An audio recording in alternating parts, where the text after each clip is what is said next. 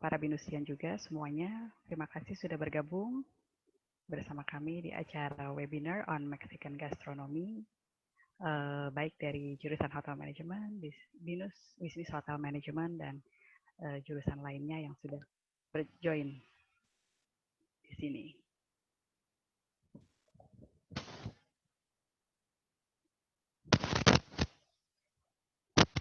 Nanti akan ada daftar hadir, ya tolong teman-teman Binusian untuk mengisi daftar hadirnya juga, dan jika ada pertanyaan boleh langsung nanti di kolom chat, baik sebelum ataupun saat session presentasi berlangsung.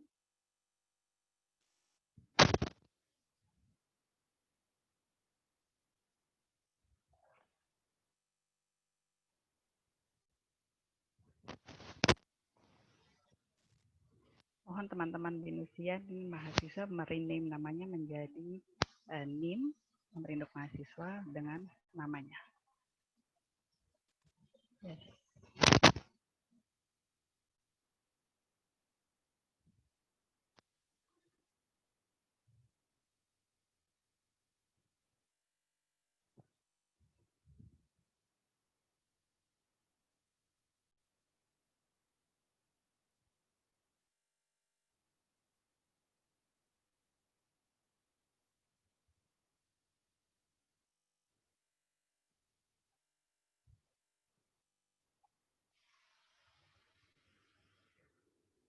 Untuk rekan-rekan dosen boleh dengan kode dosen, tapi kalau untuk Binusian mahasiswa boleh dengan NIM-nya, NIM dan namanya. Sambil kita menunggu beberapa tamu undangan dan juga mahasiswa yang masih ada di waiting room.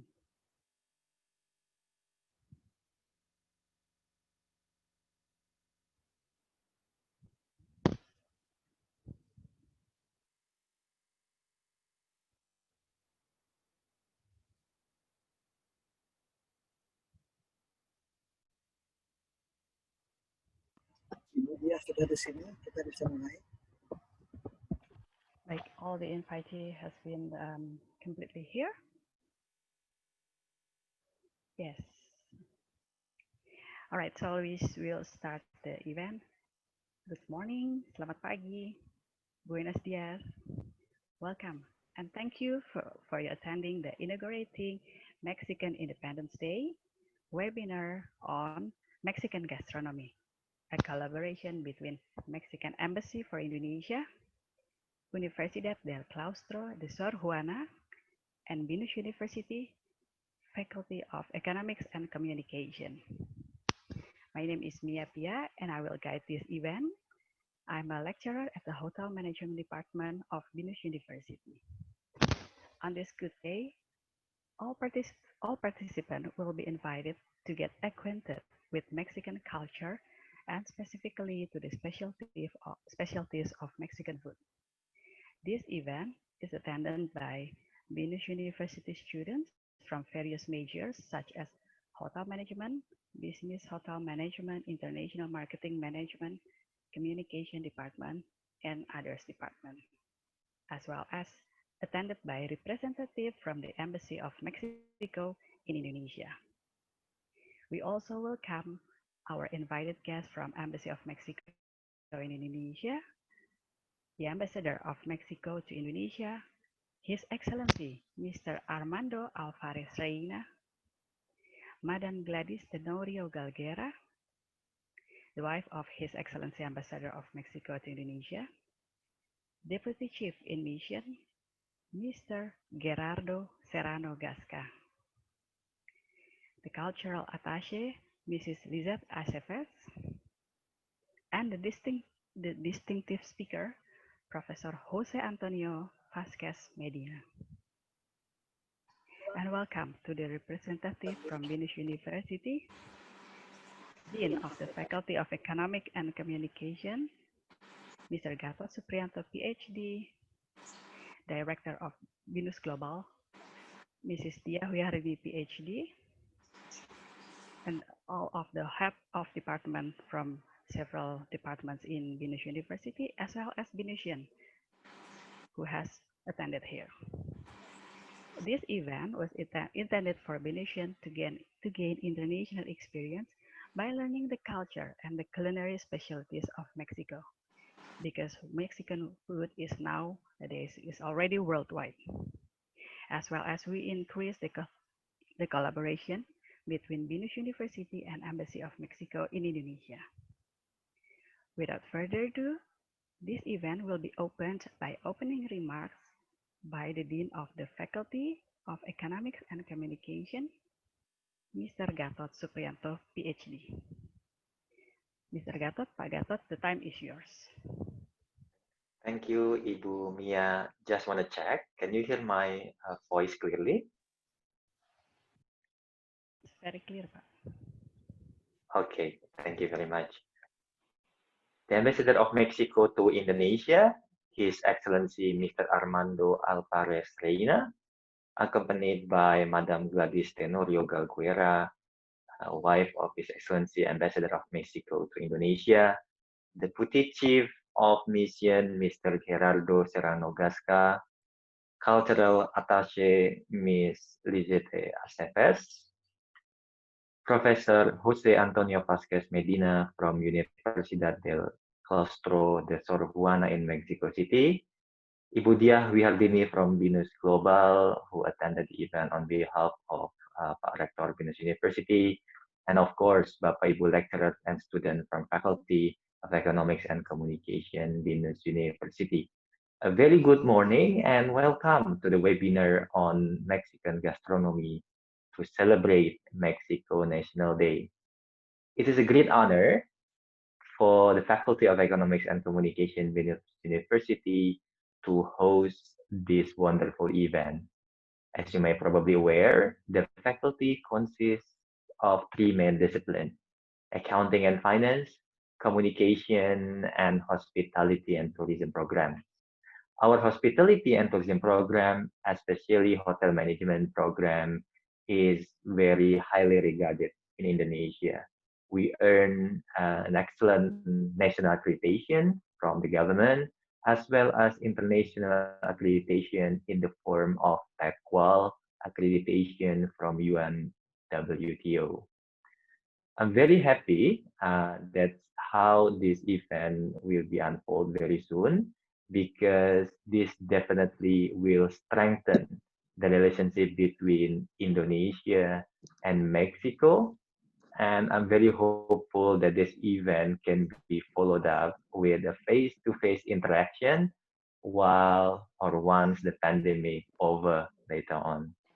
I'm also definitely aware that last year we already initiated a similar event in the form of guest lecture in Bekasi campus, where the representative from Mexican embassy came to provide guest lecture from our students. So hopefully we can keep this relationship and communication even better in the future. Finally, I would like to thank everyone who has been working very hard and diligently in realizing this event. I hope we can learn lots of things from this webinar.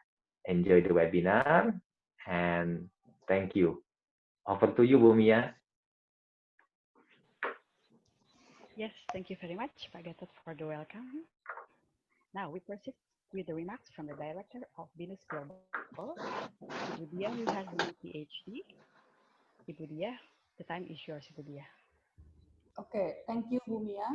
So can you all hear me? Fine? Yes, clear. Ibu. Yeah. Okay. Thank you. All right. So our distinguished guest, His Excellency Mr. Armando Alvarez Reina, the Ambassador of Mexico to Indonesia, Madam Gladys Tenorio Galguera, Mr. Gerardo Serrano Gasca, the Deputy Chief of Mission, Ms. Lizette Aceves, the Cultural Attaché, Professor Jose Antonio Vasquez Medina, Dr. Gatot Supriyanto, the Dean of Faculty of Economics and Communications, my fellow Binusians, the Head of Programs, faculty members, and students. First, good morning to you all. It is such an honor for Binus University to welcome you all today for this virtual event to learn about gastronomy of Mexican World Heritage.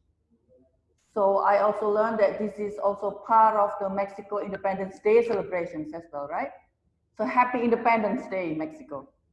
So here at Binus University, we have a vision of fostering and empowering the society, not only domestically, but also globally.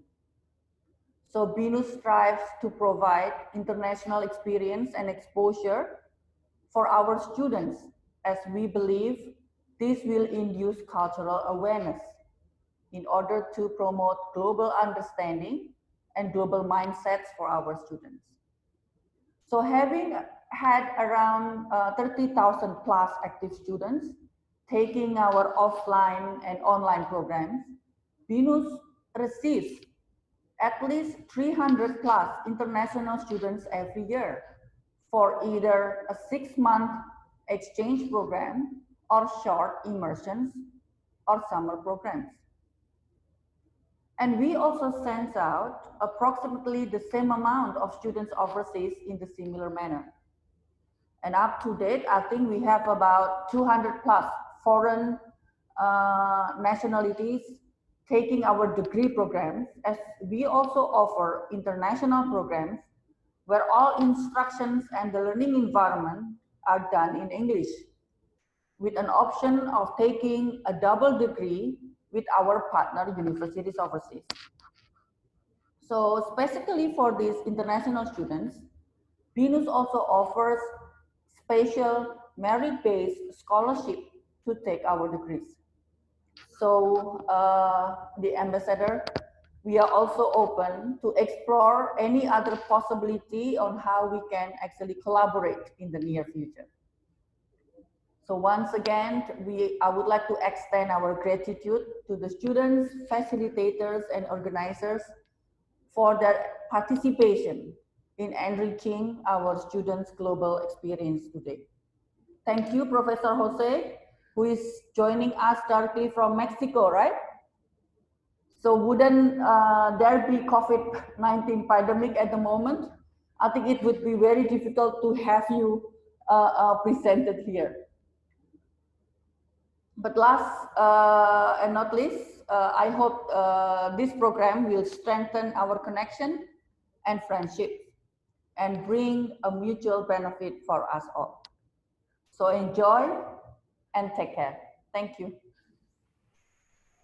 Yes, thank you very much, Ibu Dia, for the remarks.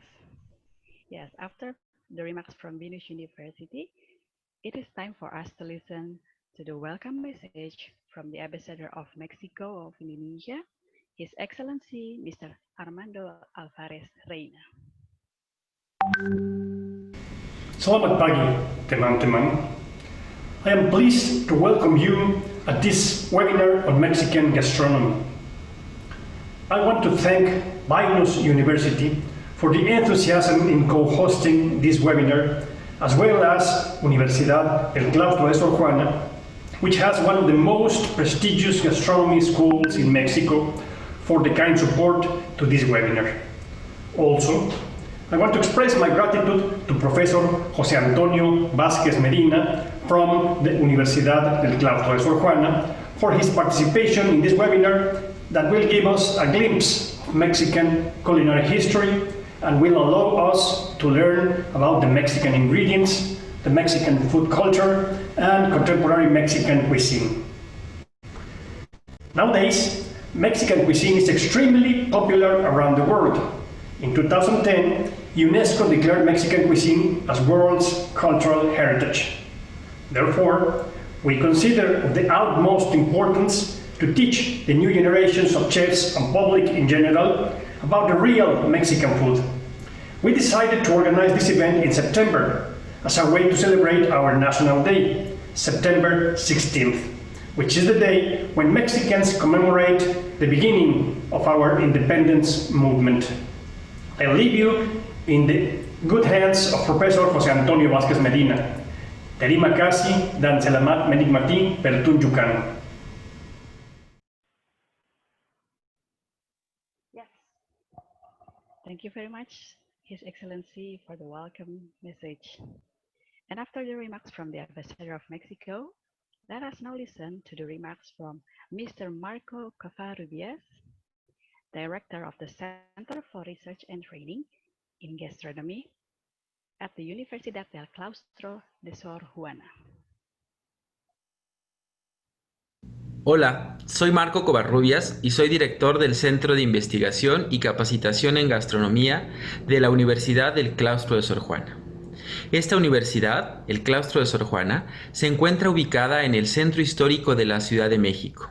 Fue fundada en 1979. Desde 1993 impartimos la licenciatura en gastronomía. Esto nos convierte en una de las primeras universidades en México y en todo el mundo en impartir la licenciatura en gastronomía desde el espacio universitario. En el claustro entendemos a la gastronomía como la relación que existe entre los seres humanos y la transformación de sus alimentos.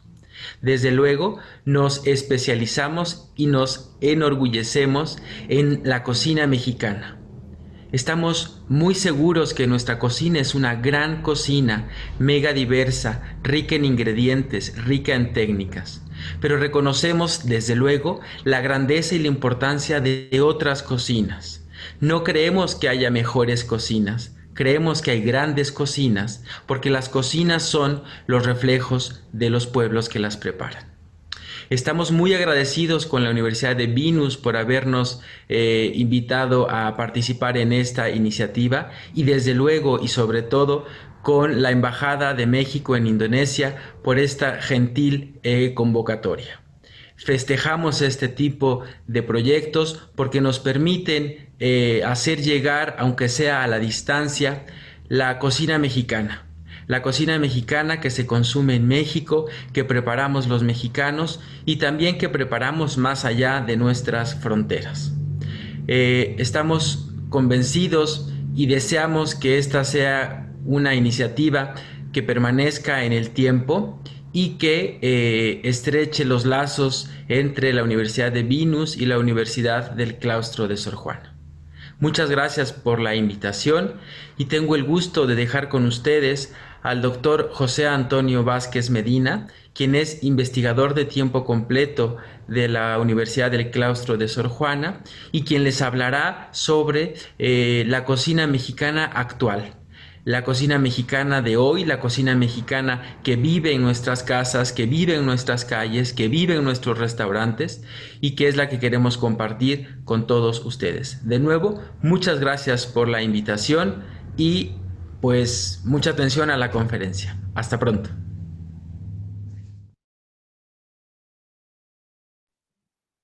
All right. Thank you very much, Mr. Marco. Now, before we go to the lecture session, and then we have listened to the welcome message, now we have a video, a glimpse of Mexico, so we can enjoy the Mexico before we start the presentation. So let's enjoy a video of a glimpse of a Mexico.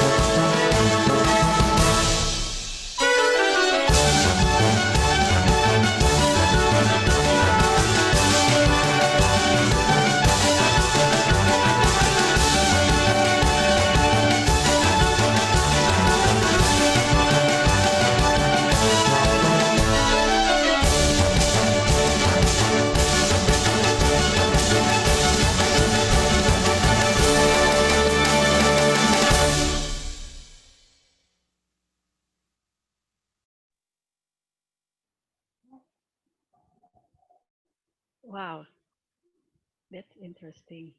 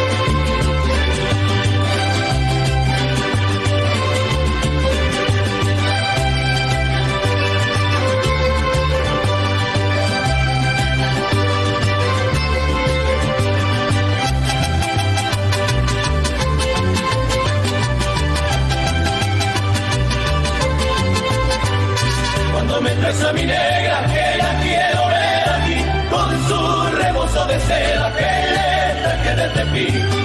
Cuando me traes a mi negra, que la quiero ver aquí, con su rebozo de seda que le traje de cepillo.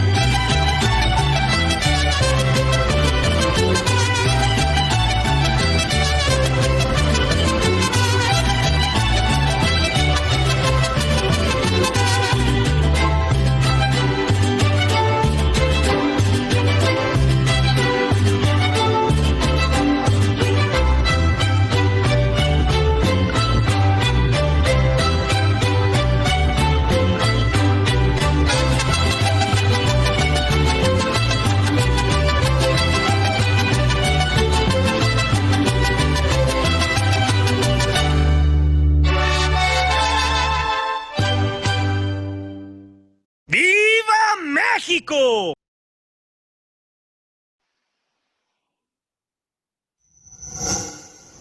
Gobierno de México.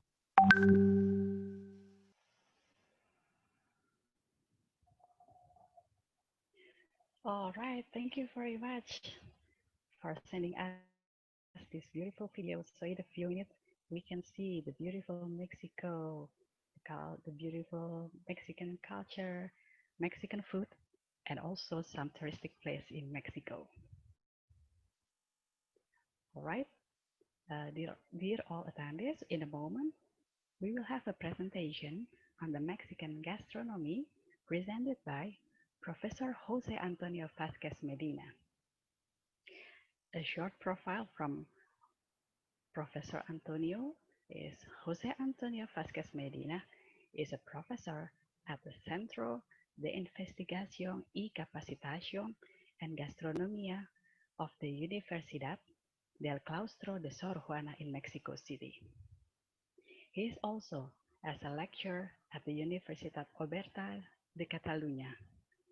He has been a cook and lecturer in Mexico, Spain, and United States.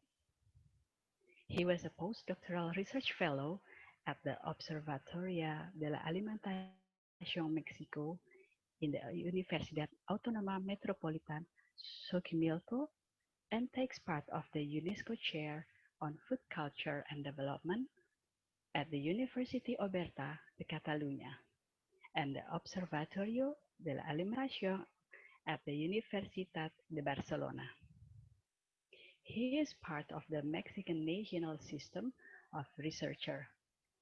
His main research interests focus on food and mobility, food heritage and tourism, and also food, public space, and sustainability. The lecture session will be guided by a moderator, one of the pastry chefs at Binus University, Chef Farah Levita. All right, without further ado, we will move on to the lecture session. Yes, Prof. Medina, are we connected already? Yes, I'm here. All right, are you ready? How are you doing, by the way? Good, thank you. Good morning there, good night here. We are at 12 hours less here in Mexico. Yes, it's in the night already in Mexico, yeah. Yeah, it's Tuesday night. Yes, all right, Chef Prof. Medina. For the session will be guided by Chef Farah as the moderator. That will be here as well. So during the session, if there are any question from the audience, they will put in the chat column. But we can have the question and answer after the session. All right. All right, thank you, Prof. Medina. The time is yours.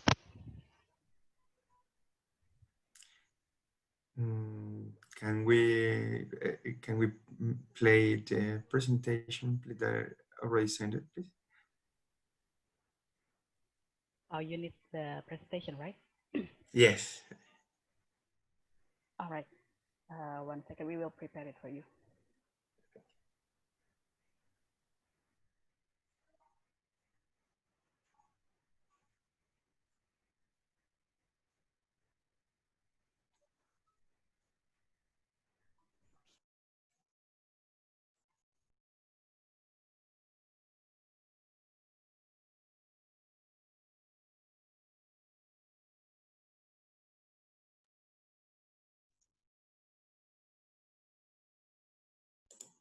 There is. Thank you very much. In advance, I have prepared a video that if you could prepare it, please, to play it after my introduction. I don't know if you have the link. I sent it as well. Yeah, we have the video. So do you want the video after this presentation? After the first slide, yes. Well, first of all, the first slide, yes. After that, please. Okay. Well, okay, I will start my presentation. First of all, I want to say thank you to the Mexican Embassy in Indonesia for this invitation, as well as Binus University for hosting this session and all the attendees here in this session. Especially thanks to Liseta Seves for sorting out everything. I also want to say sorry in advance for my very bad and broken English. I will try to do my best, at least to be understandable. As a Mexican food researcher and former cook, I'm very pleased to introduce to you one of our national Mexican pride, our gastronomy.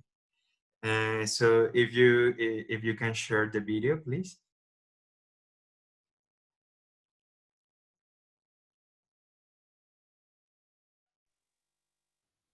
One second, stop Medina.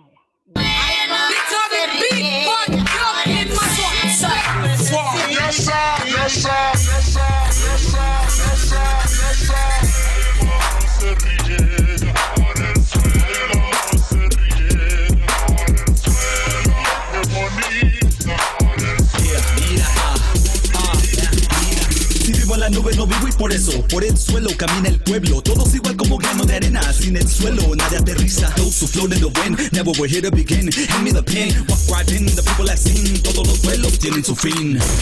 Cada suspiro, el llanto del viento, el canto, las calles, las sierras son las hojas, el lodo, la tinta en cada paso. Escribo dichos y párrafos, vida escrita en tierra, historias ilustre del pueblo humilde, memoria con sello de lava, mi gente de selva, montaña y jungla urbana, desierto, tu lucha me inspira y digo, el mañana no se vive arriba. A caminar, a caminar, a caminar, a caminar, a caminar.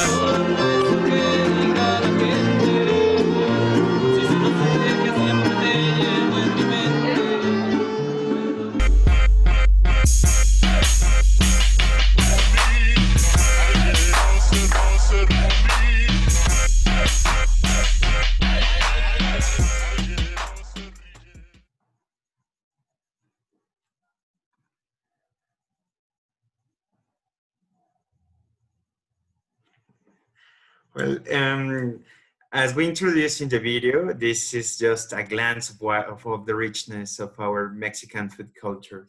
This talk does not constitute an exhaustive study of Mexican cuisine, nor even a portrait of what we consider a national gastronomy, but a first glance and an approach to another culinary systems that are good to study. My aim with this talk is to introduce you all to a very complex cultural culinary model and to describe some of its ingredients, dishes, cooking techniques, historical and cultural aspects to better understand its complexity. The next slide, please. In this talk, I will try to cover the following topics. First of all, I want to share some definitions that come from the food studies and anthropology of food arenas for a better understanding of the key meanings.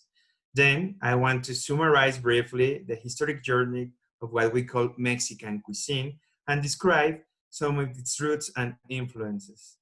After history, I want to list and describe some of the ingredients that Mexico gave to the world and their importance in the current Mexican food culture.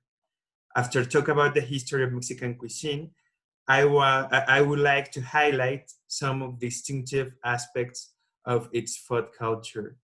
As we will see later, it's a bit problematic to select and analyze just a few elements, but I consider a few of them because of their distinctiveness and possible interest in researching them. Finally, I will put on the table some components of the contemporary Mexican gastronomy and its current situation. The next one, please. I would like to start this talk taking in consideration the following definitions of the key concepts: food culture and cuisine. The first one refers to the whole representation, knowledge, learned practices related to food that are shared and performed by a specific group.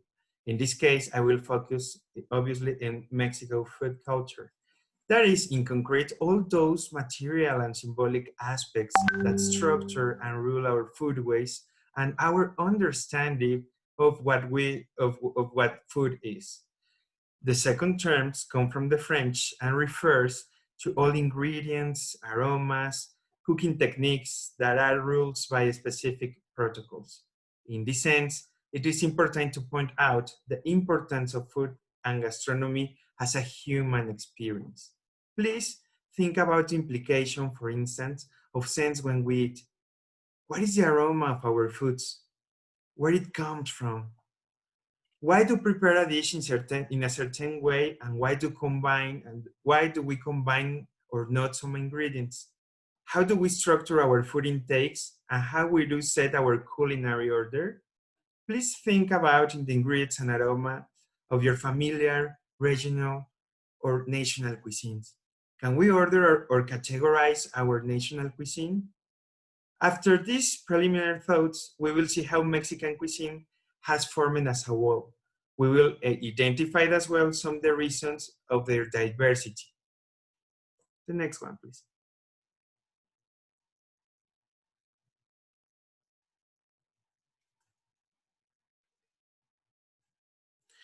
It is important to point out that when we talk about a national cuisine, we must consider its roots and all its influence, above all, the characterization of its performance. Mexican cuisine is a joint of various influences that I want to mention. As I said before, as a cultural expression, reflects complexity of the relation with the environment, historical trajectory, and social composition. The next one, please. As such, Mexican cuisine is clearly formed or conformed by two main roots: the pre-Columbian or pre-Hispanic or Mesoamerican, and the European that comes mostly from the Hispanic world. Nowadays, as a third and fourth influences are gaining visibility and recognition. In this talk, I want to identify and describe and present as well some of the key features and insights of all these influences that are a very important parts of the configuration of our national cuisine.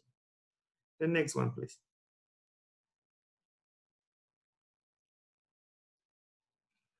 As you may know, what we know as Mexico was originally inhabited territory in what we call North America.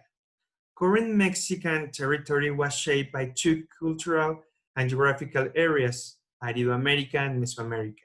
The latter is a region that extends from central Mexico to Belize and Guatemala, where pre-Columbian cultures flourished. In Mexico, we recognize different indigenous cultures such as Aztec or Mexicans and Maya. All these cultures share most of their foodways that set the basis and enable what we call Mexican cuisine. In this vein, there are some features that are important to mention.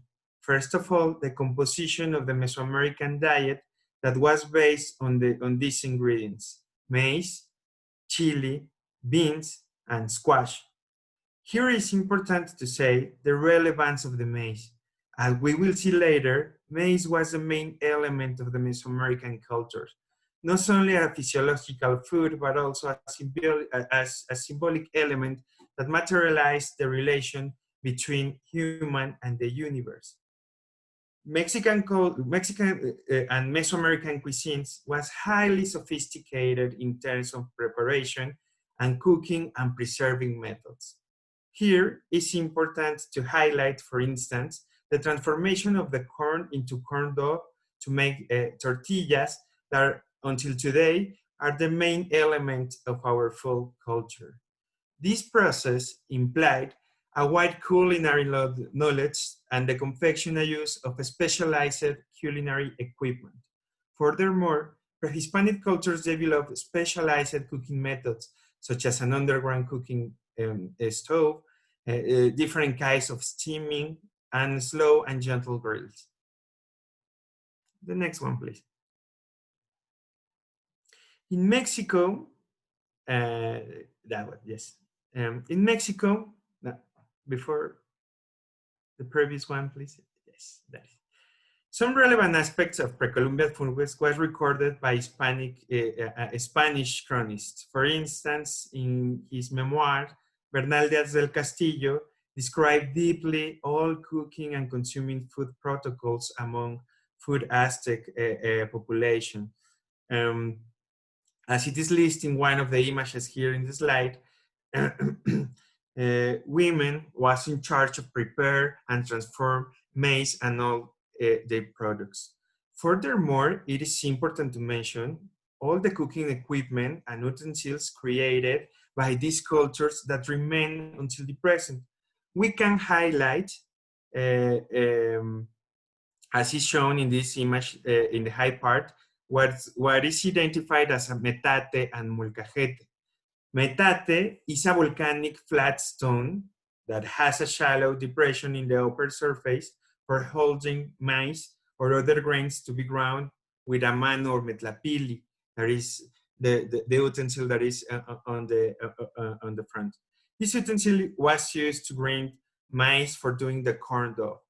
On the other hand, we have the molcajete, that is as well a traditional mortar made of volcanic stone for crushing or smashing some ingredients to prepare salsas. In the picture on the bottom, we can identify a comal. It's a flat grill made for make of cooked mud that is used to cook tortillas and to grill other products, to toast as well. Tortillas is that circular flatbread made of corn that remain until today as one of the main elements of our national culinary or food culture. The next one, please.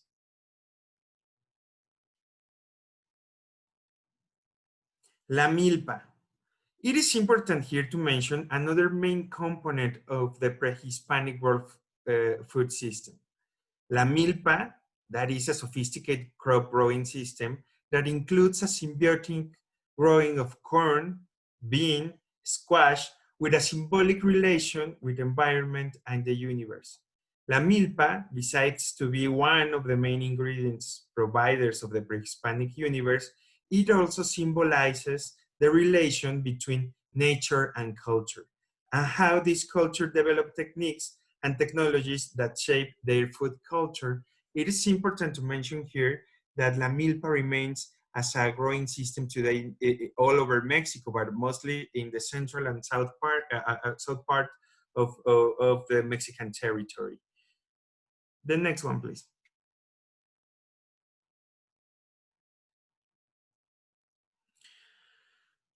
I will talk about the European arrival and all the influences and products that came from the old world. It's important to say that Mexico was a colony of the Spanish from the 16th century to the 19th century.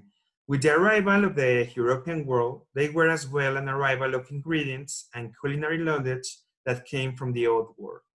Mexican territory was conquered by Spain, and its influence is persistent until the present. One of the most important outcomes in this nascence of a mestizo cuisine as a result of the syncretism is the fusion of two cultures. With relation to food, pork and beef constitute one of the major transformation and introduction to new food culture. With pork, the use of lard brought as well new cooking techniques such as all manners of frying and the addition of lard to pre-Hispanic preparation such as tamales. Another cooking technique, the stew, set the basis for the construction of national preparations that nowadays constitute one of our iconic dishes, that are the moles. Besides, it is important to mention that the Spanish world brought as well other culinary cultures such as the Arabic world and another European countries. With the mixture of all these influences, the sweet world also arrived. Arabic influence is a key point in the development of Mexican traditional pastry, sweets, and confectionery. New equipment such as copper pans, as we can see in the image here, enabled the development of cooking sweet products and stew that became and start to diversify local repertoires in the Mexican territory. Related to the relation between social classes, after this period, it is important to note how food gained social distinctiveness among social classes. But a centuries later, the syncretism of worlds enabled what we call current Mexican or contemporary Mexican cuisine. It is important to mention that although sugarcane comes from the Asian world, it comes through the Hispanic conquer, and actually sugar and sugar plantation in Mexico are very important. It is important to mention as well how the spices arrived to pre-Hispanic Mexican territory. The next one, please. Another influence that can be recognizable in the construction of the Mexican cuisine is the Asian influence. It is important to remember the establishment of trade routes between Manila in Philippines with Acapulco in the Pacific coast in the 17th century, 16th and 17th century. With this route, some ingredients arrived and adapted to Mexican territory. It is also recorded how a specialized technical knowledge that led, for instance, the process of distillation for making alcoholic beverage came as well from the Asian world. Among other ingredients, we can identify the tamarind, coconut, mangoes, and for me, one of the most important aromatic components of Mexican cuisine, cilantro or coriander. I will stop a bit to better explain the relevance of this herb in Mexican cuisine. As we will see later, cilantro became one of the basic ingredients for our flavor principles of the Mexican cuisine. Not only in broths for making stew and soups, but also is one of the basic elements in salsas, and as well is the basic or classic topping of one of the most important national dishes, the tacos. The next one, please.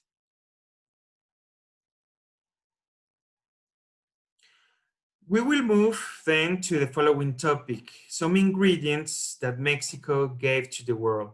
As we can recognize here in the images, some ingredients that we can now distinguish as global products originally came from Mexico.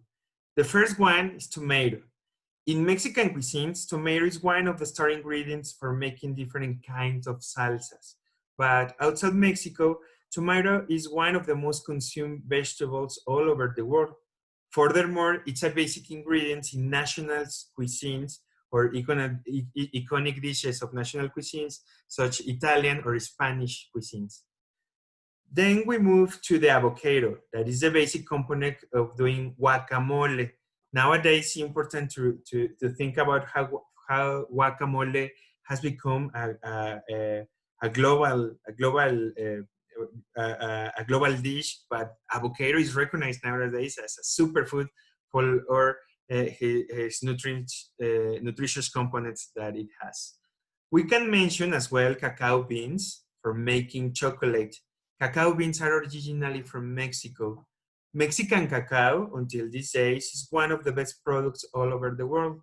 Here, I want to point out that chocolate is an interesting product to analyze. Originally, during the pre-Hispanic world, the cacao was consumed as a beverage, but not properly as a chocolate, as we know today.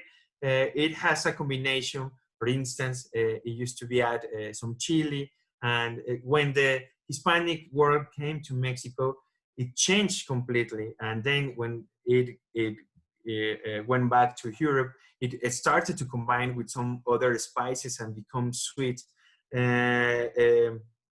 So nowadays, the production of cacao bean in Mexico is one of the most prestigious all over the world. In this picture, we can identify as well vanilla. And we can say that nowadays, and in the history of the culinary pastry tradition, vanilla is one of the components of many sweet preparations all over the world. Finally, in this slide, we can appreciate, we can see as well maize, and it's another representative product that comes from Mexico, and Mexico gave to the world. The next one, please.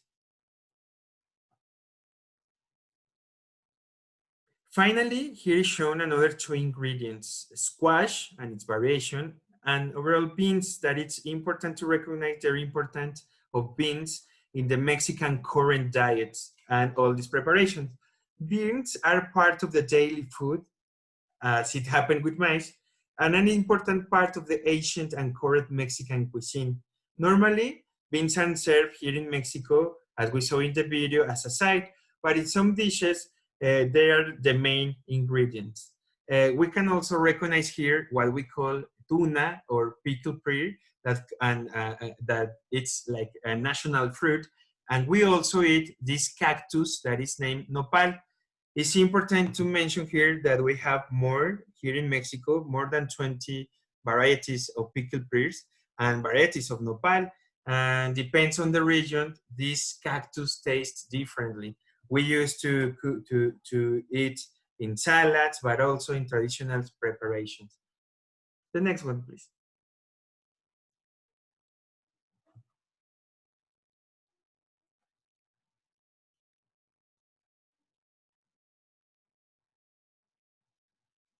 Well, then we move to some of the main features that shape Mexican current food culture. First of all, it's important to remember that maize products are an important part of the Mexican cuisines. Actually, nowadays, there's a record of more than 600 ways to prepare maize all over the country. Maize are also the basis of the antojitos that we can define as maize-based products that are often filled with meat or beans or another elements that could be fried or cooked, and it's topped with salsas, with spicy salsas, and it can incorporate cream or cheese. The cultural antojito relies on its consumption. Although they are very regional specialties, it is important to note that antojito can be eaten all over the day. It could be a snack or a main course or even an entry. The antojitos could be a breakfast, but also a dinner, and above all, they constitute an important part of the culinary of the complex Mexican street food that is present in this day. The next one, please.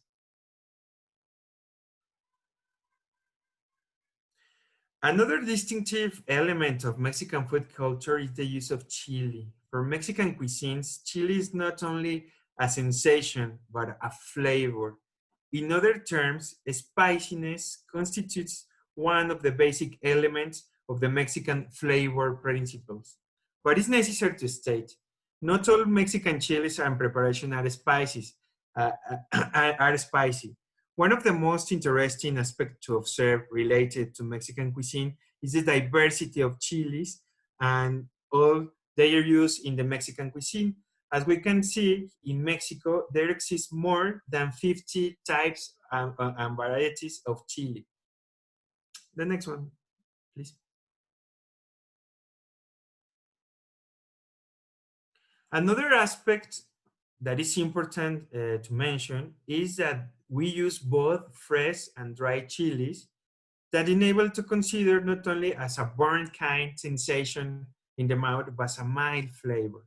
With this respect, it is important to point out that in Mexico, fresh chili provide crunchiness, freshness, and herb kind flavor to some preparation, whereas dry chilies often provide smoky and chocolate-y notes to complex preparation such as salsas, stews, and moles. Chilies are as well the principal actor of another key preparation, salsas. For Mexican cooks, salsa are like music. The combination of chilies with tomato and other ingredients can be as wide as the expertise and imagination of the cooks and performers. In Mexico, almost every table you will find salsas, different kind of salsas. Salsas is an important part of the Mexican food culture, and the variety and diversification can be recorded all over the world, all over the country, and nowadays even all over the world. The next one, please.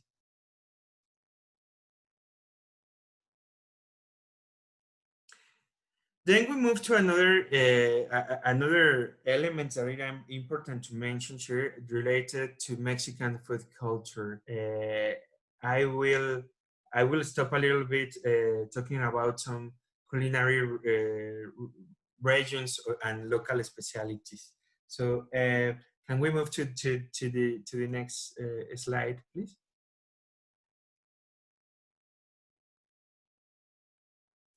Each region in Mexico has a local specialty that represents adaptation to the environment, tradition, and historical and socio-economic journeys.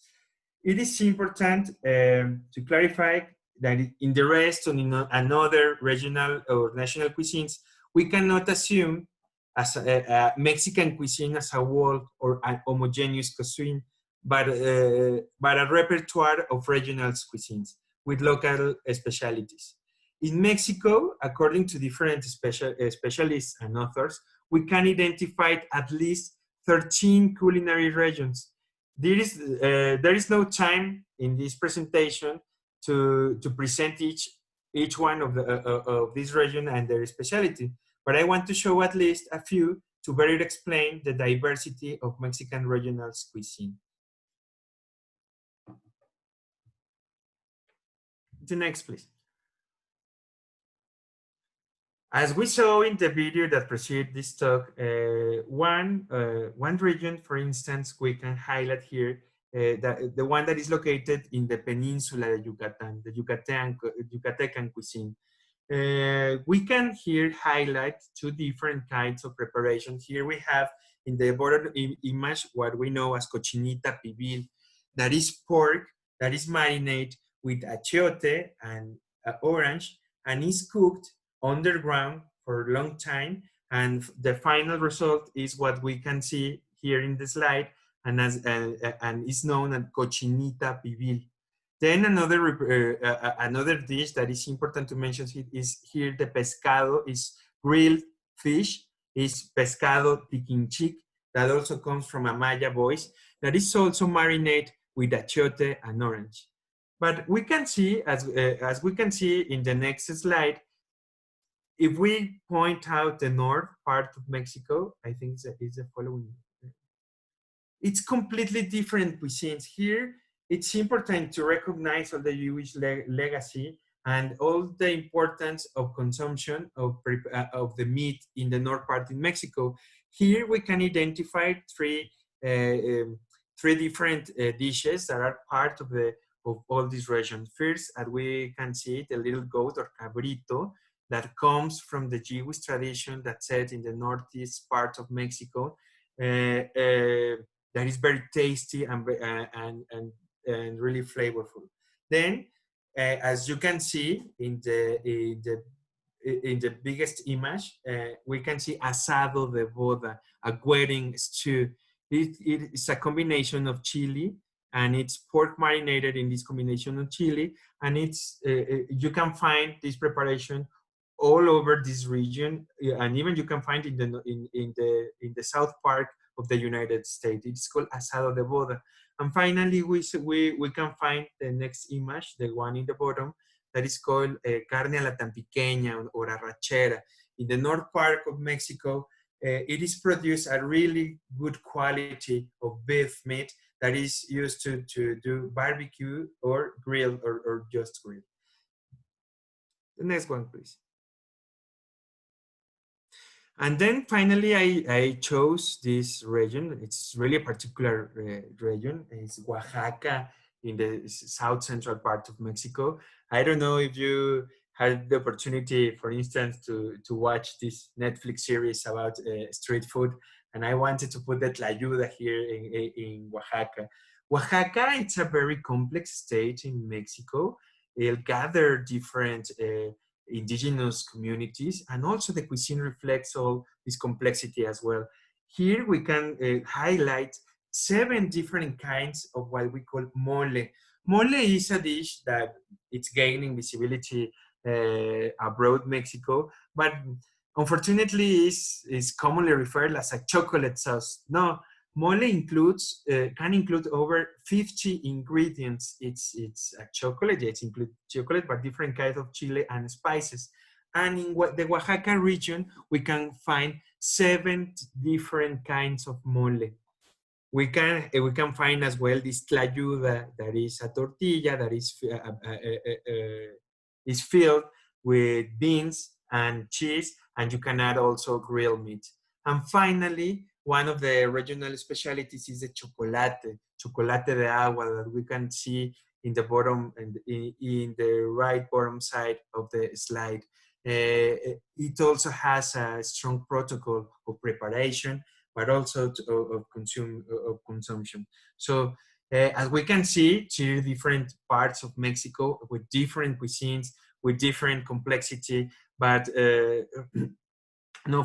but it's also important to mention that these cuisines represent or have specialty that are part of the national repertoire, or that are recognized as part of the national repertoire of the Mexican cuisine. The next one, please.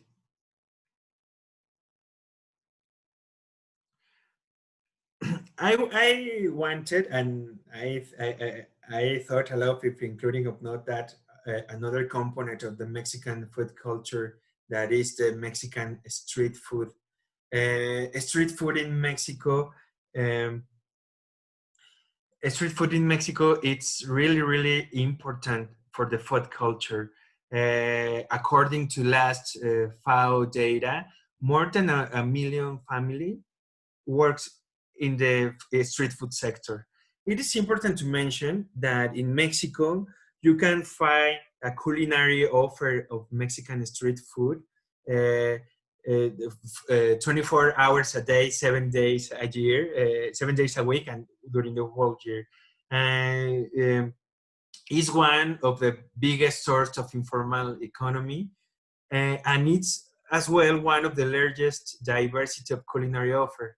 Mexican street food also is a good, there are good spots to analyze how tradition negotiates with modernity, and how these stalls are ephemeral consumption points.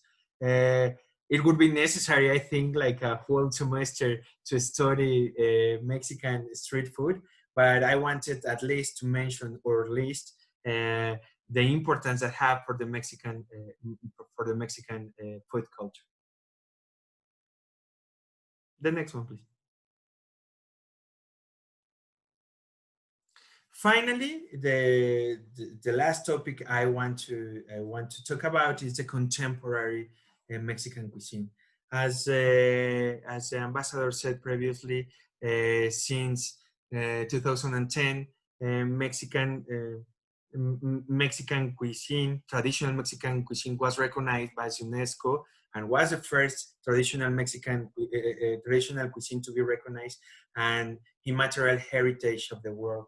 So we have to take into consideration how this recognition has set the basis of the current contemporary Mexican cuisine. Nowadays, we can assure that there is a process of revalorization of traditional Mexican cuisine that comes from this recognition. And it's important to point out that these traditional cuisines now are performed in gastronomic restaurants, and as well the traditional female cooks are recognized as an ambassadors outside Mexico. It is important to mention as well the launch of a gastronomy policy.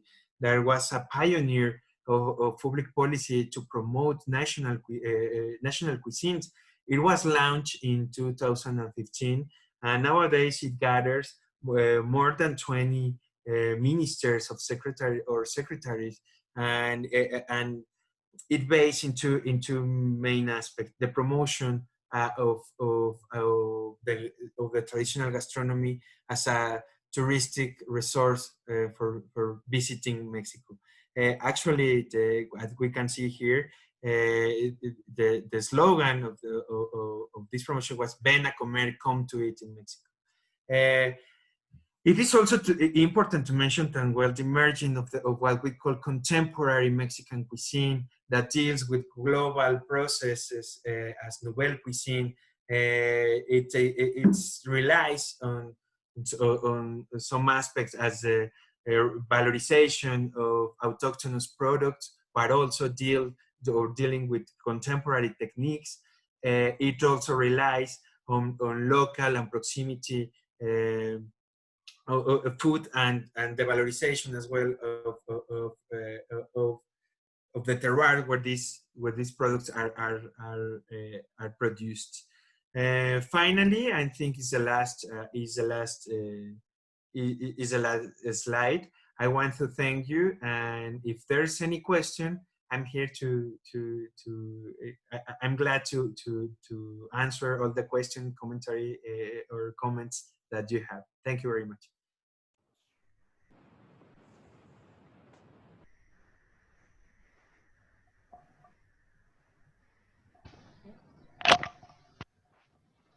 Thank you very much, Prof. Medina. Thank you for the wonderful presentation. Yeah. So the question and answer will be led by Chef Farah.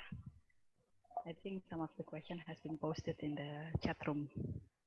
One of the question is using the Spanish language. Yes, yes, I will translate. Yes. Well, actually, the first one is in Spanish. Yes. Yes. Perhaps we can invite the question. It's very interesting for the Mexican food.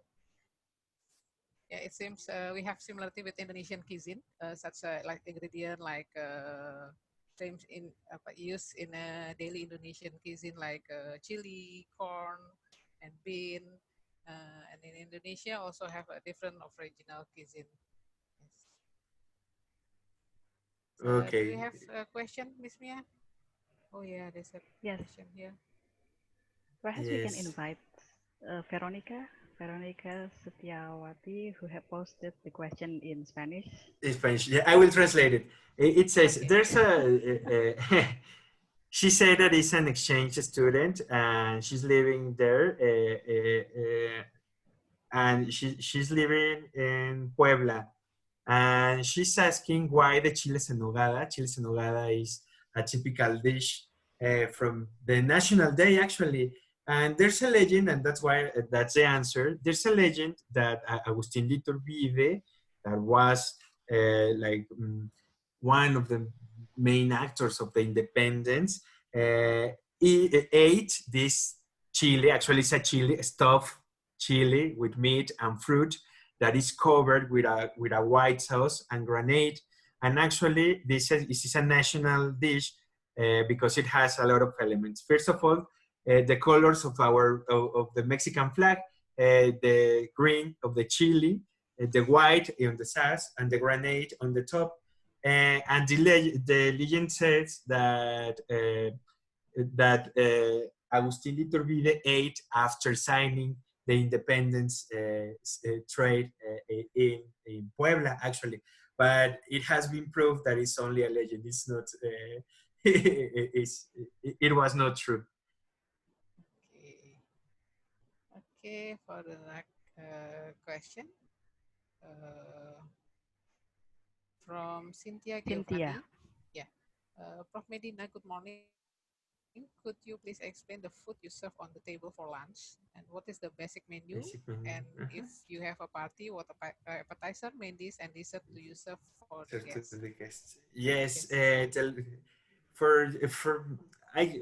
I mean, we must be very careful with generalizations, but typically lunch is a main food or the main meal over the day. So it would be the heaviest one. Normally, I mean, it depends on on the place or the family or where we eat this food. But normally it starts by a soup, could be a dry soup. In Mexico, we call rice dry soup, or even pasta soup dry. Then it will be the main entry of that it will be like a stew with meat and vegetables. And what it can be like a rule, it's the side that will be rice, Mexican rice. There's the rice cooked with tomato, and it's a red rice, and beans and cooked beans. I think it's like the typical lunch in a regular day. Obviously, when it's a party, it changed completely. There's some dishes that we can like associate with party or a ritual or festive. For instance, the sauce that I explained before, that it's a mole, it's chocolate and chili sauce. That is a sauce that cover, it can be turkey, chicken, or pork. This is normally what is a lunch party. But I mean, it's just an example that diversity is very, very, very wide. Okay. What about gazpacho? It is from Mexico too? Gazpacho soup? Gazpacho soup, no, the Yeah. gazpacho soup is from Spain, actually. Yeah. I'm from Mexico. Okay. Okay. Next question from Ines. Good morning, sir. My name is Ines Clarita from major in Communication Science, Binus 2023. I want to ask, are there any special herbs and spices from Mexico that make this food delicious? Okay, by the way, sir, I Thank like you. the Mexican cuisine, and of course is taco. Yes, taco, I think, is the favorite one of a lot of people. Yes, we have like these flavor principles and we have like a repertoire as well of herbs. Cilantro is why we use a lot of cilantro. We use a lot of as well. It's local. It's like an endemic herb called epazote. For instance, the beans in the central and the south part of Mexico, we add this herb to the beans while cooking. That is called epazote. That is a very strong aroma. We use, for instance, for make chicken soup, Mexican chicken soup, we use cilantro and mint or hierbabuena, and I think it depends of the region. For instance, in Oaxaca, they use a lot of avocado leaf, or that is called avocado leaf, or jasanta leaf as well. It depends on the region, but mostly I can say that we share epazote, cilantro, and another herbs. Okay, and the next question from Mr. Rano Aprianto. Good morning, Prof. Medina. My name is Rano. Talking about food and heritage, I went to Cozumel, Mexico, and there is an event called Dia de los Muertos, and I saw many street food selling tamale. Is that kind of food related to religiosity or belief? If yes, is there any connection between that? Yes, actually, the Day of the Dead, Dia de los Muertos, that are now worldwide known after this Disney movie called Coco, that take this, but it's a reinterpretation of this ritual. But it's very important from the Mexican culture. It links traditionally, it's celebrated the 2 of November, and the belief, like the community belief, is that all the people come and visit us, no? So we prepare like festive food such as tamales, and we set an altar de muertos. When we used to cook, we cook like the special meals or the favorite meals from the dead people that come that day, only that day. And yes, it's like a national. It's a national day, actually, a national festive day. Okay. We have another question, Chef Sarah. The new question from Vincent. Vincent, and then Vincent, he's yeah, using the Spanish as well. In Spanish, right? Spanish. Thank you. I really appreciate writing in Spanish. I'm really honored. I will translate for the class.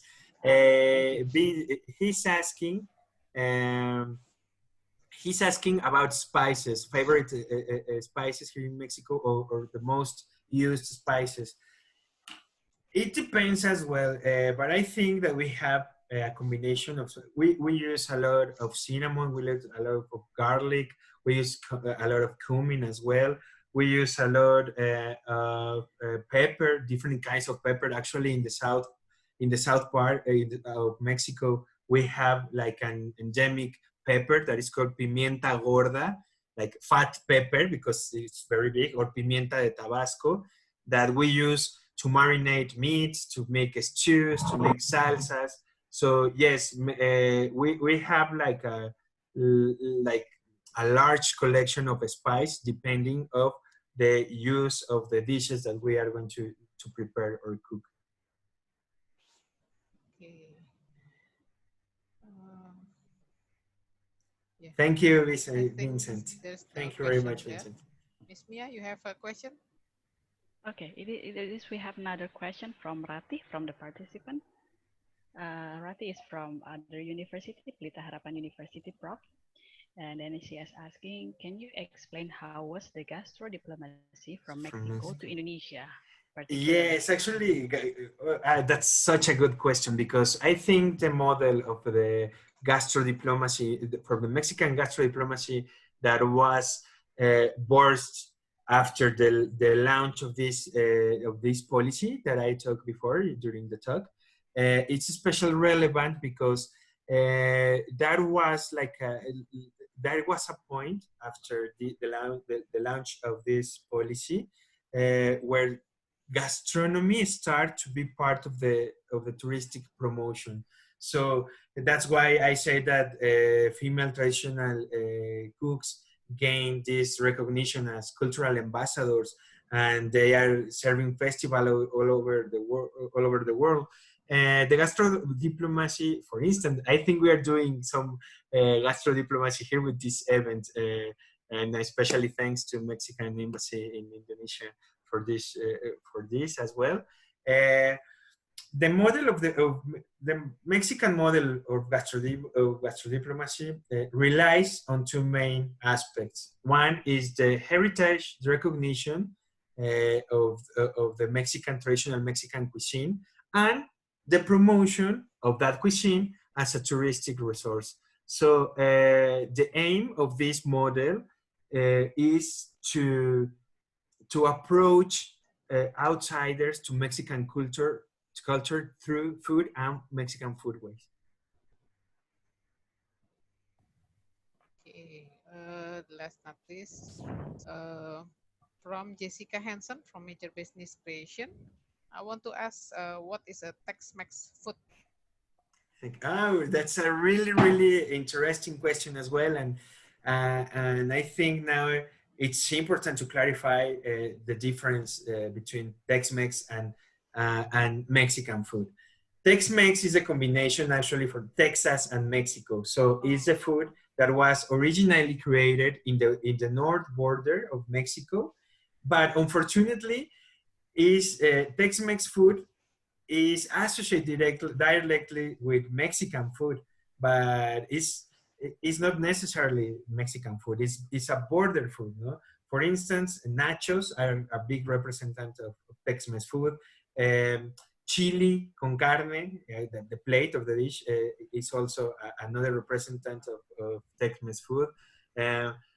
Burritos, that is similar to tacos but made with flour tortillas.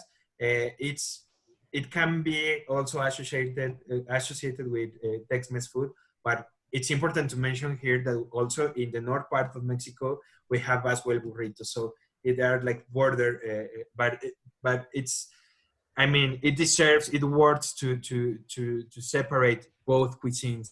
There are they have, because of the proximity, they have a lot of connection, but Mexican cuisine is not Tex-Mex food.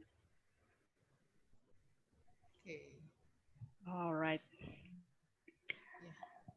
think Is that clear, yeah, question. for Jessica Hansen? Yeah.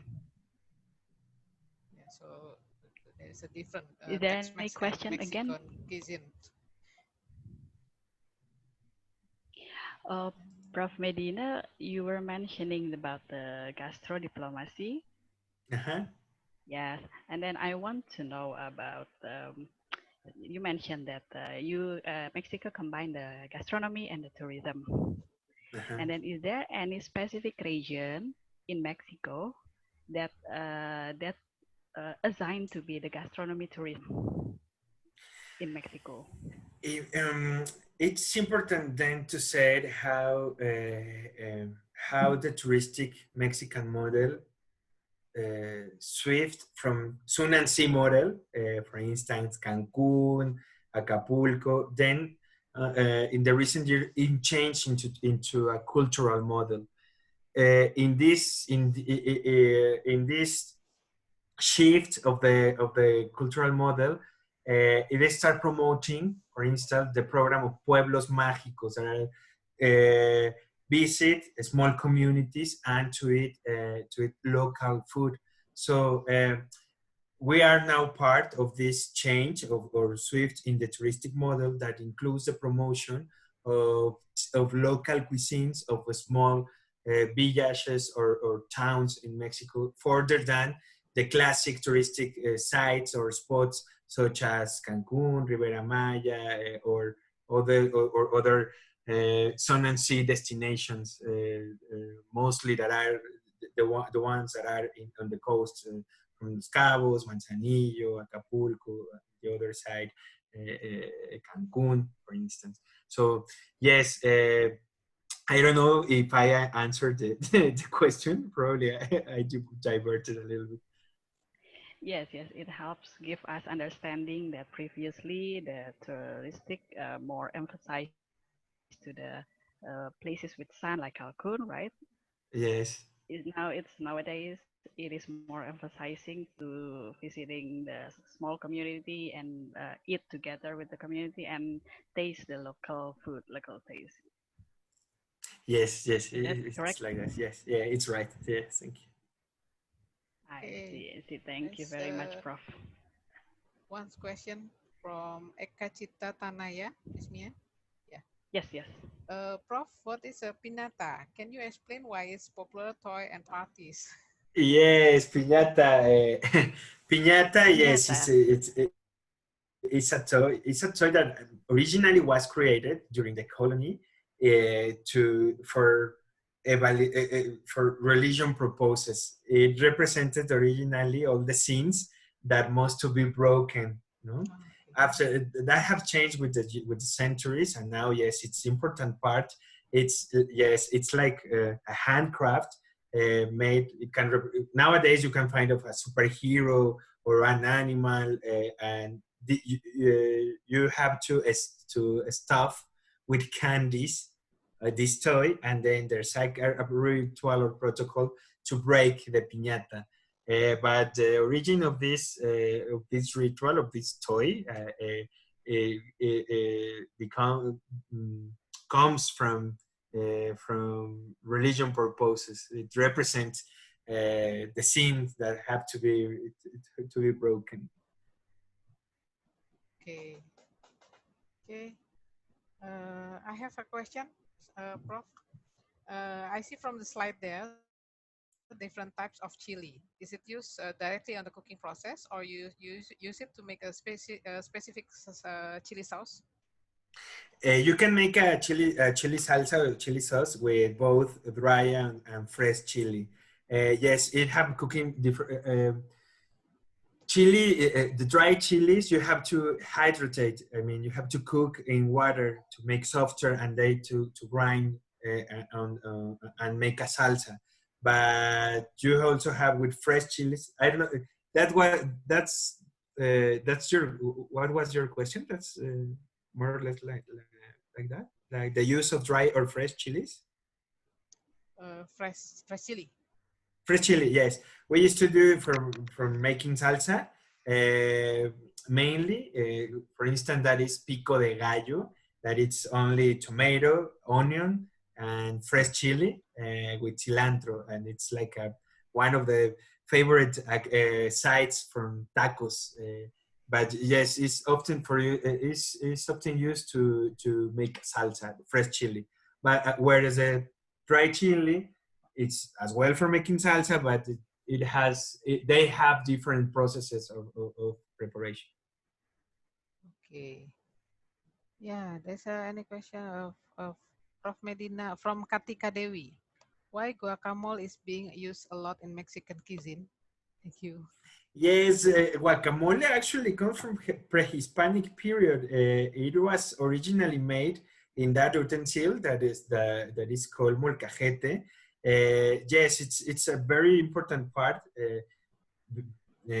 since pre-Hispanic period, and its consumption now it's not like all over the world, and now it's really highly consumed. But in the Mexican culture, guacamole is like another sauce, and its importance and its relevance, it can be explained because of the historical persistence through the centuries, I think. Okay. Thank you, Prof. Another question. Yeah.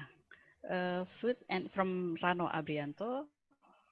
Food and heritage is there any food dish as a symbol of joy? For example, in Indonesia, we have nasi tumpeng as a symbolic to celebrate joy, baby birth, or harvesting a rice crop. Do you have the similar food that? Yes, Mexican food has a lot of symbolism, and it has like a symbolic dimension. It depends on the region, but for instance, the mole that is this sauce made from chocolate, chili, and a lot of spices, and combination of tomato and another seeds. It's common with, for instance, a wedding, no, or even like a weddings as well. But it depends on the region. Tamales. It's also known for this symbolic dimension as well. It depends on the region. I cannot like mention only one type of food. It depends on the region and the context where it is consumed.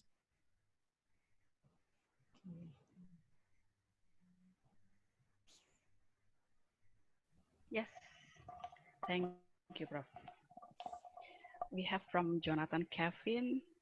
Hi, Prof. My name is Jonathan Kevin. You can pronounce the J as H.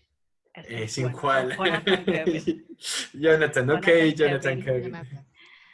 The question is, how do you read it? Chahuis taste like? Chahuis? You know, I don't know. Jonathan Kevin. Could you explain a little bit more what are you perhaps referring to? We can invite Jonathan Kevin to explain and then to open the microphone, please. Yeah. Hi, my name is Jonathan Kevin. What I mean was the kind of like bug snacks where you eat bugs. Or this. Hold on, let me type it. Shamos.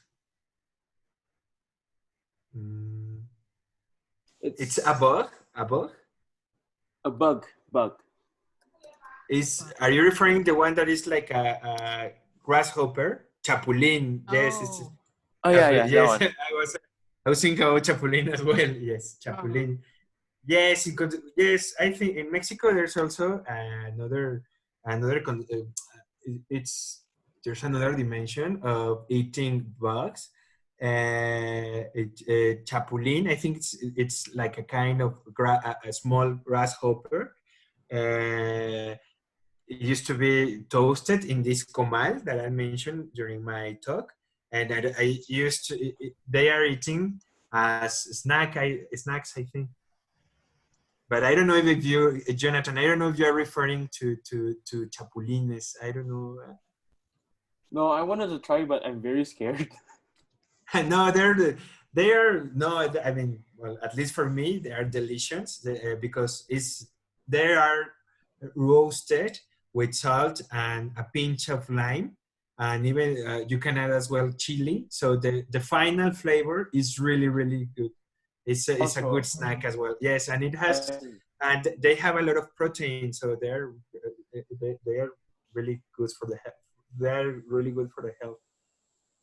I see. I thought you just serve it like it's just roasted and that's it. So I wonder how it tastes like. Okay. Yeah, it's roasted with salt, a pinch of lime, and chili. It could be added chili. In some places, they roasted as well with garlic. I see. Yeah. Okay. Thank you, sir. You're very welcome. You're very welcome. Jonathan. Okay. Yes. We continue, yeah, Syafara. From Cantik Yuwani, from Binus here. For us, avocado is a fruit. It's a fruit. But for you, but you eat avocado for salad a lot. Do you make other dish and drink with avocado? Actually, yes.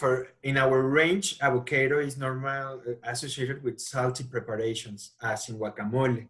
The avocado we used to eat a lot of as part of a topping or as a side, but we don't use to drink or to make a drink with that. I know, for instance, that in Brazil they used to make some drink. They mix with milk, for instance, and sugar. And in Brazil, they drink that for breakfast. In Mexico, it's normally associated with salty preparations, and it's doing for salsas or only for a slide and top other food. Okay. All right. Thank you very much, Professor Medina. Very, very well. Yes. Is there any question before we end the question and answer session? A lot of curiosity, Prof, from the audience about the food, the Mexican food, and the gastronomy as well. For your information, Professor Medina, here in Indonesia, we have the association with the name Indonesian Gastronomy Association as well. Oh, right. So, yeah, we are now starting about how to build the culinary diplomacy for Indonesian cuisine. Oh, that's such interesting. So it's I think today's session is a very nice and interesting session for us because it enriches us about the food, the culinary, not only food as something that we eat, but also food as the culture, food as the tradition, etc. Yes, yeah. Oh, thank you very much for all these words. Okay, Miss Mia. And for the summary? Syafara? Yes, Syafara will read some summary from the session. Okay. Yes, you may proceed, Syafara. Yes, Mexican food having a transition from the origin and along the way have some influence such from Western and Asian. And Mexican food culture have specialty from regional and local cuisine. And Mexican street food has a growing, become one of the large diversity of culinary offer. And contemporary Mexican cuisine that finally launched in a gastronomy policy. Yeah, I think that. And the ingredients similar like Indonesian, like chili, pepper, and cinnamon. Yeah, cinnamon. Yeah. Yeah. Okay. So from the presentation, Syafara, we know some of the ingredients or the menu is almost similar with Indonesian cuisine, yeah, chef, with the spiciness, yeah, with the variety as well. Oh, sorry, Miss Mia. From Mr. Rano Abrianto, have a last question.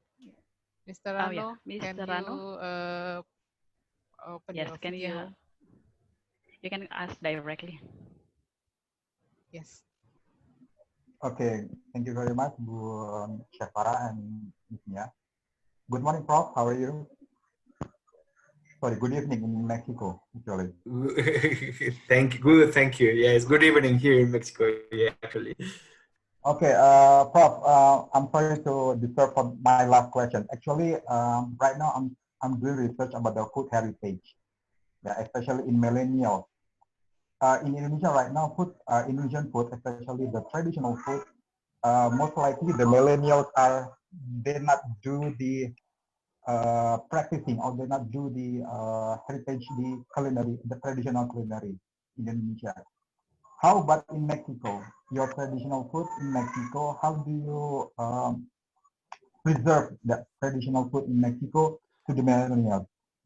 Okay. Yes, actually, yes. Now the presence, well, or the persistence of traditional food in Mexico is very important.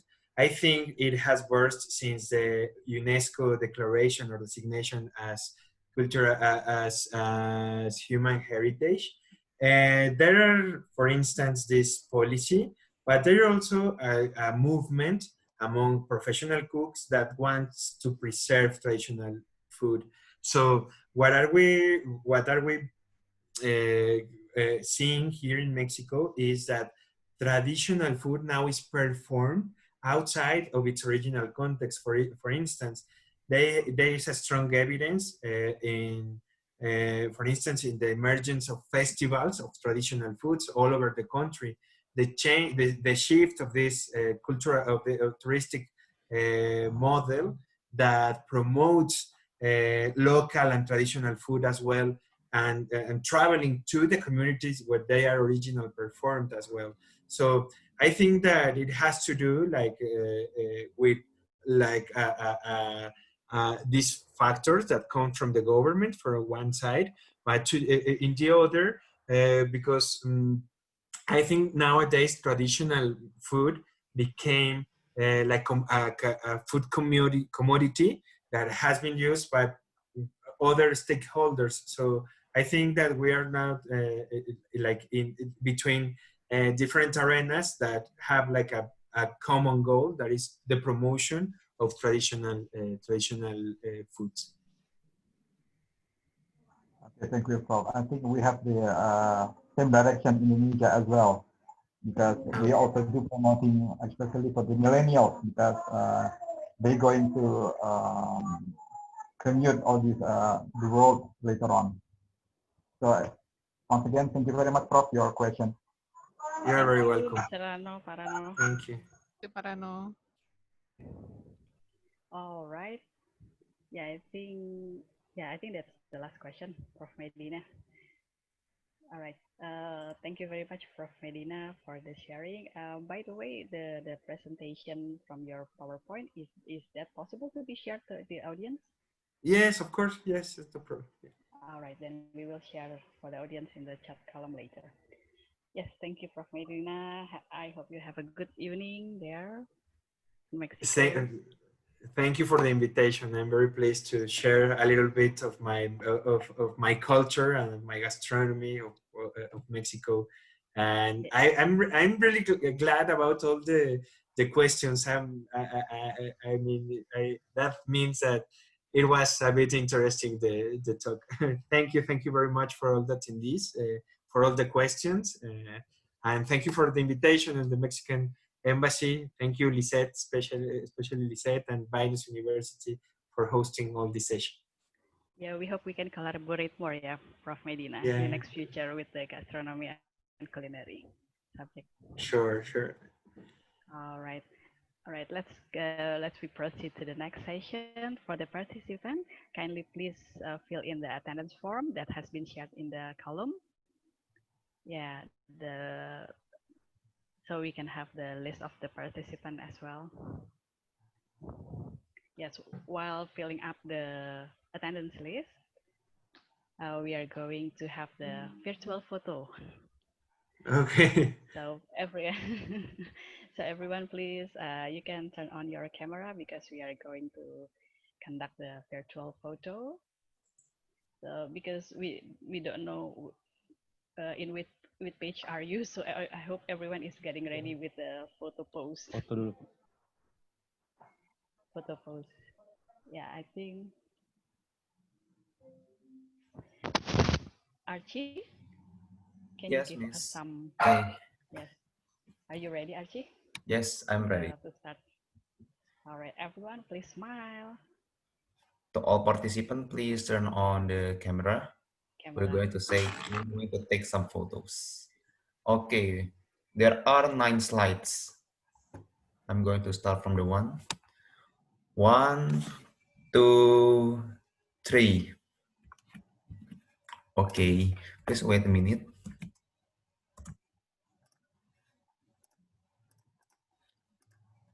The second slide.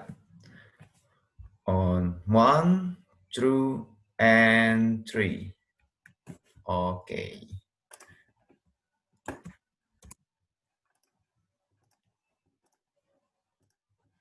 On the third slide. 1, 2, and 3.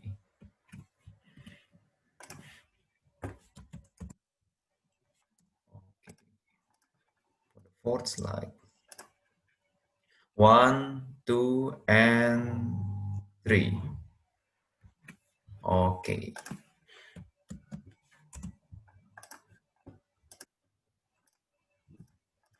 On 1, 2, and 3. Okay.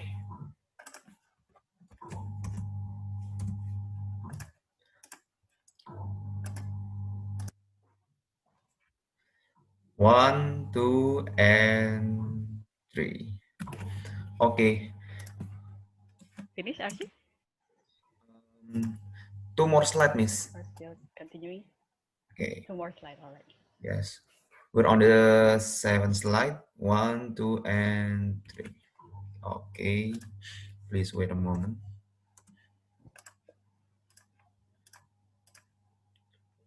One, 2, and 3. Okay, the last slide.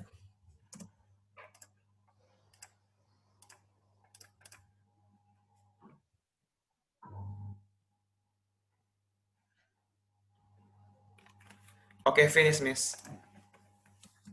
Finish, Archie. All right. Thank you very much for your help for the virtual photo. You're welcome, Miss. All right then. All right, ladies and gentlemen, and all the audience, right now, finally, we have come to the end of this extraordinary event. To close this event, the final remark will be delivered by Dr. Arif Zulkarnain as the Head of Program Business Hotel Management.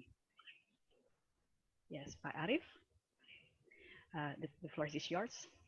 Thank you, Miss Mia. Yes. Thank you very much, the Mexican Embassy, the Ambassador of Mexico to Indonesia, His Excellency Mr. Armando Alvarez Reina, Cultural Attaché, Ms. Lizette Saif, Deputy Chief of Mission, Mr. Gerardo Serrano, accompanied by Madame Gladys Teronio Galguera, Professor Marco, and Professor Jose Antonio for the opportunity to collaborate with the Binus University, especially Faculty of Economic and Communication. We are, most of us, from culinary and hotel management team. We really appreciate for the mutual cooperation and sharing session, especially culinary expert from Mexico. We have learned Mexican cuisine, some ingredients, food nutrition, food culture, contemporary Mexican cuisine. Now, in Indonesia, we're familiar with nachos, tortilla, burrito, and Mexican chili. In the future, we hope to do more collaboration for closely together, especially in the field of teaching culinary, lecturing, sharing session, and joining in research projects. Once again, thank you for the Mexican Embassy in Indonesia and all parties involved, especially Ibu Dia Wihardini, PhD, as our Director of Binus Global, Mr. Gatot Suprianto, our Dean of Faculty of Economic and Communication, Mrs. Arianti Puspo Kusumo, and our head of department, Pak Trias, our moderator, Ibu Mia, and also Ibu Farah, all the students of Binus University, and I heard some partner from the other university in Jakarta, from Swiss German University, Pak Rano, Pelita Harapan, and others university. Thank you very much. All right, thank you very much, Pak Arif, for the closing remarks. All right, attendants, I want to I want to ask you to give some applause for the Mexican Embassy in Indonesia and also to Prof. Jose Antonio Vasquez Medina. We can give applause by open your mouth or giving the reaction by virtual emoticon in the Zoom. So we can make a virtual celebration. All right. All right then, ladies and gentlemen, thank you very much for the attendance and the support from Embassy Mexico of Indonesia to this event, Mexican Independence Day webinar on Mexican gastronomy. We would like to give a thank you for His Excellency, Mr. Armando Reina, and also Professor Medina, and also Universidad del Claustro de Sor Juana. Yes, we hope to see you again in the next collaboration. I'm Mia Pia. Thank you very much and have a good day, everyone. Thank you, Indonesia. Muchas gracias. Muchas gracias. Muchas gracias, Miss Lizette. Thank you. Thank you, Pak Gatot, Pak Trias. Thank you, everyone. It was a very nice Ajeng, Bulis, thank you. Thank you, guys. Bye. Prof. Jose, Thank you so much. My pleasure. Muchas Thank you, gracias, all sir. the students. Muchas gracias. Thank you. Thank you, students. My pleasure. Gracias, sir. Gracias, José Antonio. Excelente exposición. Gracias, gracias. And thank you for Binus University. It was an excellent event. The organization, everything. So congratulations. And see you next time. Thank you. Muchas gracias. Thank you, Miss Lizette.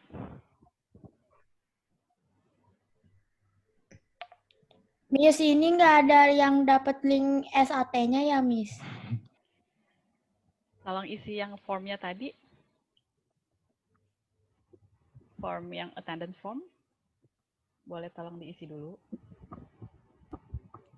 Boleh di-share lagi panitia yang link attendance.